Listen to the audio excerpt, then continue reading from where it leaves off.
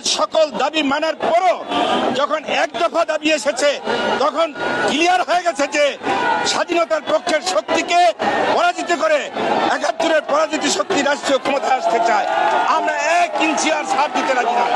কোঠা আন্দোলনকারী সাধারণ ছাত্রছাত্রীদের মাঝে ঢুকে জামাত শিবির যে তাণ্ডবলীলা চালাচ্ছে, বিএনপির ভোগপুল্লা যে তাণ্ডবলীলা চালাচ্ছে, তারেক যে তাণ্ডবলীলা চালাচ্ছে, আমরা সেটার হতে দেব না। আমরা রাজপথে আছি, রাজপথে থাকবো। সাধারণ ছাত্রছাত্রীদের উদ্দেশ্যে বলবো, তোমরা ঘরে থাকো। এই জামাত শিবির, জামাত, বিএনপি যদি কোন রকম জানাও পোড়াও রাজপথে আসে, আমরা রক্ত দেব, জীবন দেব, আমরা রাজপথ ছাড়বো না। আমরা রাজপথে থাকবো যতদিন পর্যন্ত এই মিরপুরে বিএনপি জামাতের কোন আস্তানা আমরা রাখতে দেব না।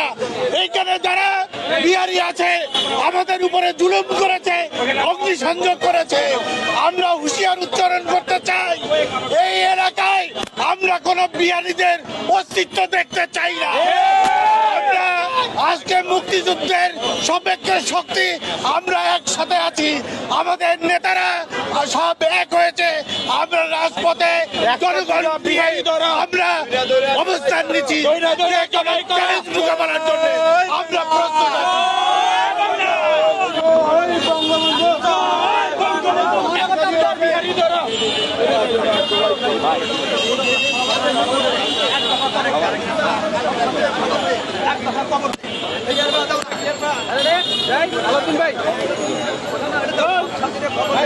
আজকের কর্মসূচি সম্পর্কে একটু বলবেন।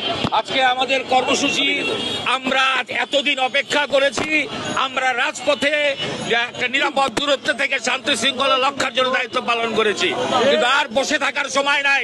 আমাদের অস্তিত্ব নিয়ে টান দিয়েছে, স্বাধীনতার পক্ষের শক্তি উৎখাত করার ঘোষণা দিয়েছে।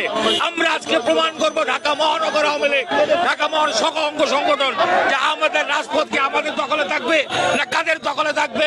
প্রত্যেকটা ওয়ার্ডে, প্রত্যেকটা গুরুত্বপূর্ণ স্থানে আজকে আমাদের লাখ লক্ষ কর্মীদের সমাবেশ হবে। আজকে আমরা আমাদের সাংগঠনিক অবস্থান প্রমাণ করে দেখাবো, জননেত্রী শেখ হাসিনার সংগঠন বাংলাদেশে কতটা শক্তিশালী।